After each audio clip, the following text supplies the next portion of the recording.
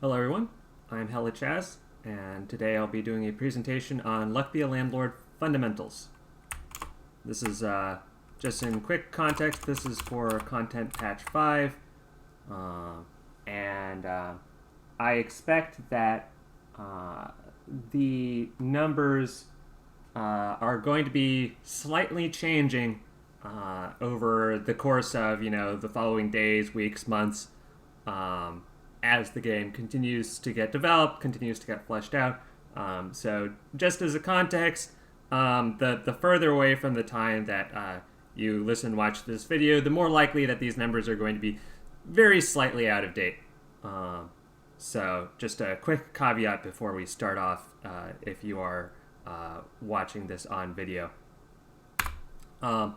What's the motivation for this quick presentation? I've been doing some presentations on various values of symbols. Why are certain things more valuable than other things? And I generally have to include a lot of context and background on how Luck Be a Landlord operates as a game. And so I've generally been calling those the most important slides because they are the most important. The underlying fundamentals of the game are sort of the background to which all of the other values are derived, why certain symbols are worth more than other symbols.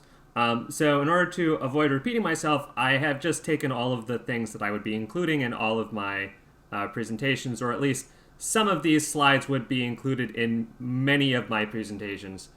So this is a way for me to just say, I'm going to assume that if you're watching any of my other tutorials, explanations for things, I'm sort of assuming that you've already watched this presentation as well. This is not particularly new novel information. Most of this is already known by elite players, but it's very important context, so that we're all on the same page when I talk about why certain things or how I do certain calculations. And since this is a fairly fundamental presentation, I figured that I'd include a quick slide about how to win. This is not exhaustive by any means. This is absolutely a tragic oversimplification. But at the same time, this is as close that I'm going to get to a guide for beginner/intermediate players. So, may as well. In 3 points or less: 1, keep your deck thin; 2, pick develop symbols that scale; and 3, remove fast, reroll slow. Let's go through these slightly slower. So 1, keep your deck thin. Why does this matter? In my opinion, the reason, and this is the reason why this is number 1, is I think the number 1 mistake that I see amongst players of all strengths, myself included, is picking too many symbols or symbols at the incorrect time. Now, of course, there is the opposite problem, which is not picking enough symbols and then failing to pay rent. Generally speaking, I just don't see that problem as much. Of course, if you've been watching my stream lately, I've been more falling onto that side of the error. But again, I think most of the time for most players, there's a lot of situations where the number 1 correction is to keep your deck thin. The reason why keeping the deck thin, and when we say thin, we mean absolutely less than 25 symbols, probably less than 20. There's 20 symbols that get onto the board. Anything above 20 is diminishing returns.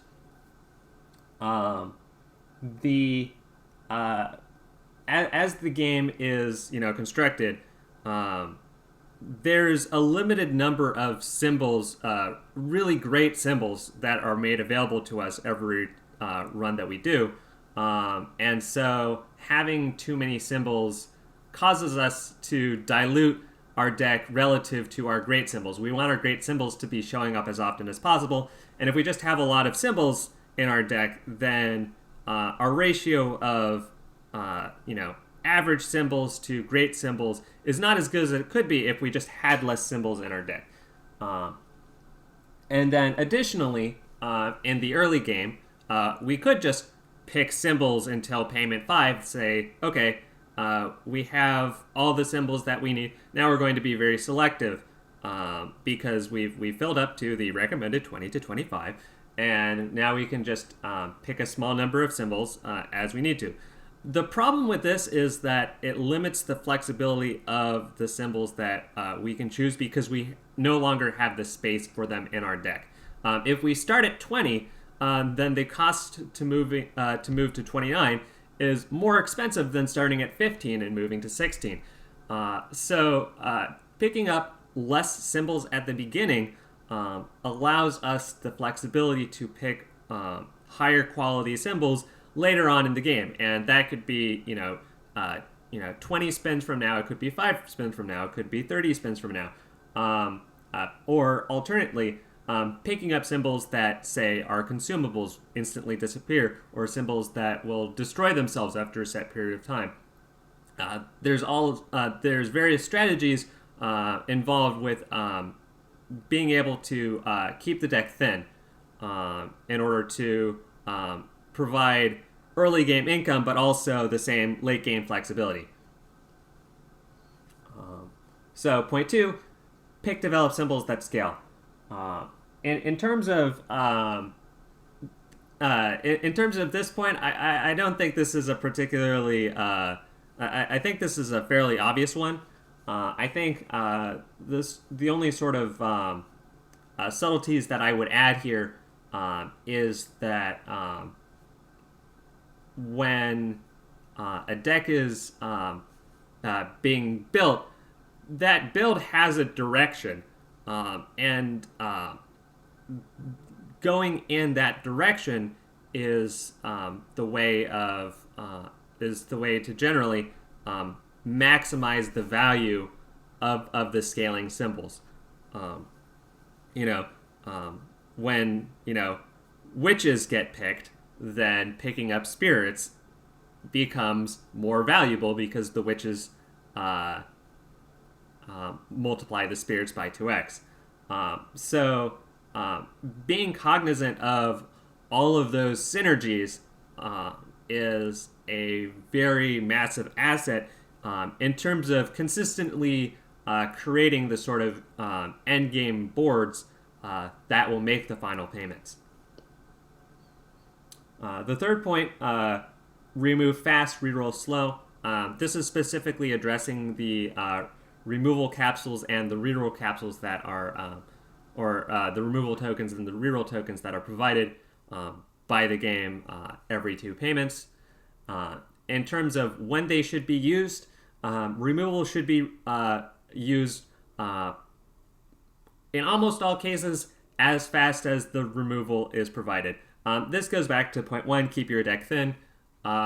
Removing the lowest quality tokens, removing the lowest quality symbols in your deck provides better quality symbols, more time on the board, which results in more money gained each spin. In terms of reroll slow, the reason why reroll tokens are recommended to be used later on in the game is specifically for the later payments, which have a selection of guaranteed rares available to choose from. The rares will be, in almost all cases, dramatically better than the available uncommons and commons. So saving our reroll tokens for that point in the game, of course, presuming that we can get to that point of the game, means that we're going to have better selection, better odds of getting things we like. The reroll tokens have greater value at that point in the game.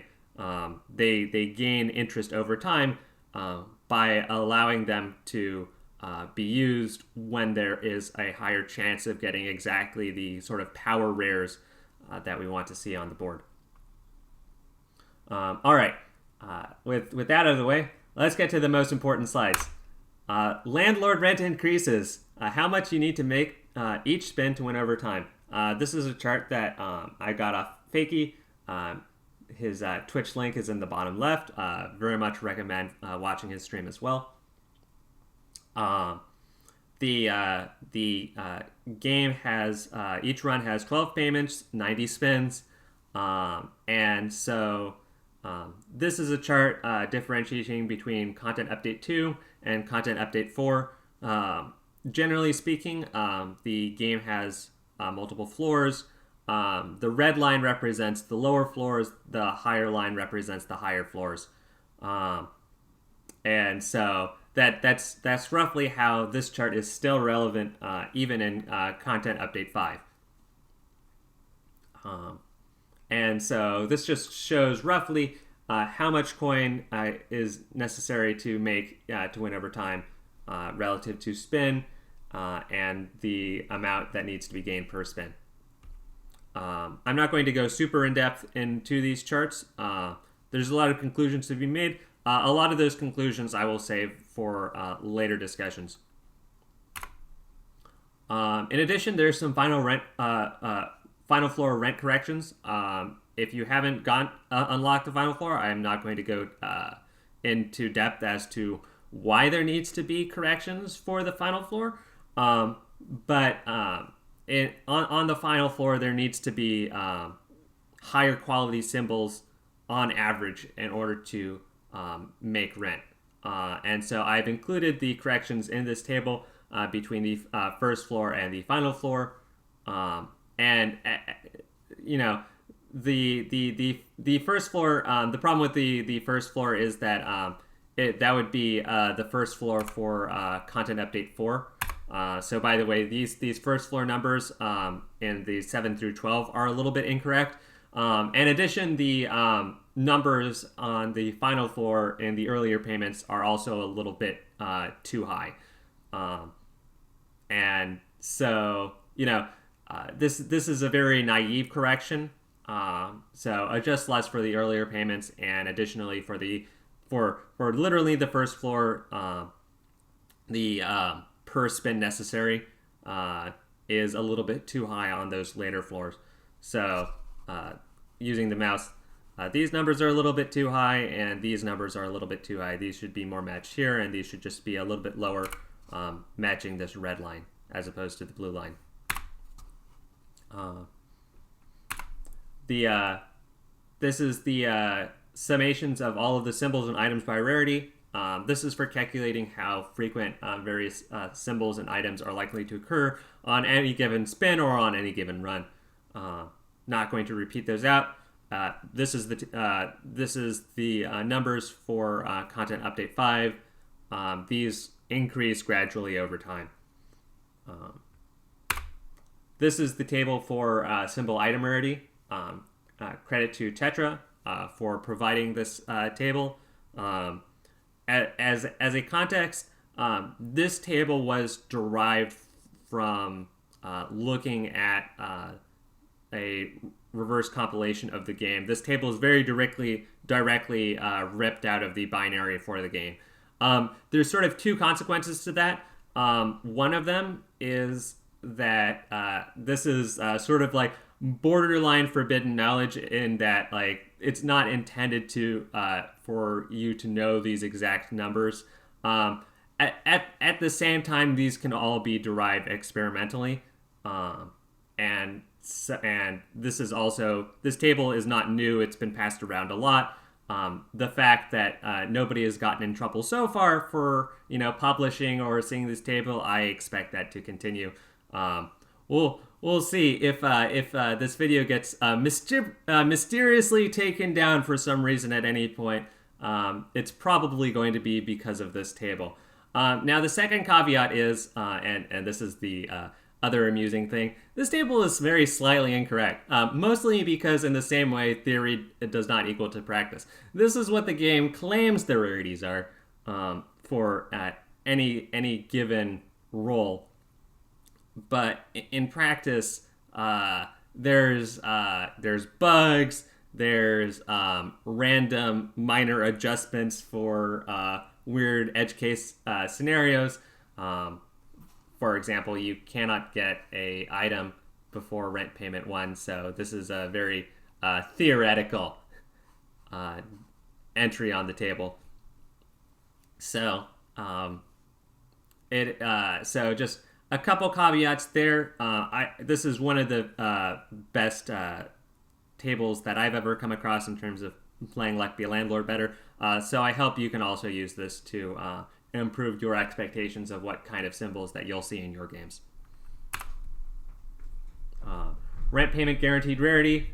Payments 1 through 5, 3 guaranteed uncommons. 6 through 8, 1 guaranteed rare, 2 guaranteed uncommons. Payment 9, 2 guaranteed rares, 1 guaranteed uncommon. And payments 10 plus, 3 guaranteed rares. This is for very specifically the symbols that are made available after making a rent payment. Links. 2 links to the wiki for symbols and items, because the symbols and items, the numbers that I showed you for how many symbols and items in the game are almost definitely going to get out of date at some point. And when we say at some point, we probably mean in the next content update, which is scheduled to happen in about 2 weeks. For symbols and items, the wiki is kept pretty well up to date, and so looking there for all of the symbols, all of the items, all of the textual details on those symbols has been a tremendous asset for myself. I hope that you can use them as well. In addition, there is an official Discord for this game. I very much recommend visiting. If there's the strategy section, there's posting runs. There's discussing the game in general. So I think in terms of having a meaningful discussion about the game, I think the best place to do that is on the official Discord. That's the link to the official Discord. And if we're going to talk about the Discord, we should add some power rankings for the top players in the strategy channel for Luck Be a Landlord. And these are in order. So, player number 1 is Tetra. Tetra is, I think Tetra's greatest achievement is doing a 100% clear of the game without losing a single time. This is the equivalent of like a no-death run, a flawless run. Very impressive. Nobody else has done it, only Tetra. By the way, accumulating a pretty nice win streak along with it. Tetra does not actually stream due to details, unfortunately, but Tetra does show up on other streams that are also listed here on occasion, and I'll try to specifically call this out, since as the number 1 player, it is a very big deal when Tetra shows up to any given stream. Number 2 is Zen. Why is Zen number 2? Zen holds the, I believe, all-time record for win streak at 14. And even if that wasn't an all-time record, it is a very impressive win streak at 14.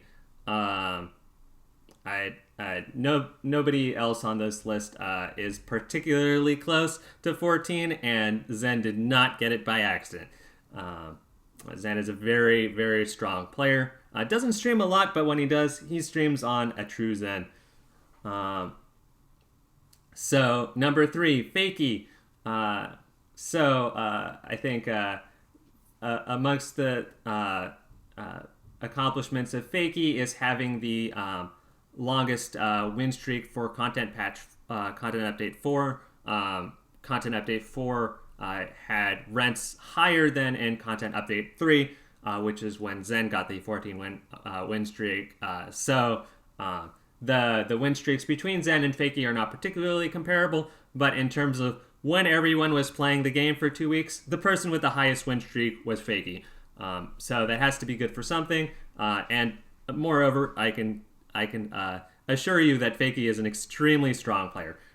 So this is the link to his Twitch. And also at number 4, it's HellaChaz. That's me. I stream on HellaChaz, upload the VODs on YouTube as well. So this is where you can find me. And so I can recommend all of these streams. This is the final slide. So I hope you enjoyed this. I hope you learned something, and I hope to see you on future discussions that I have about the game, where I use the context in these slides to make some fairly high-level calculations about symbols and discuss what sort of symbols should be picked at what times in the game. Thank you so much for watching, and until next time. Bye-bye.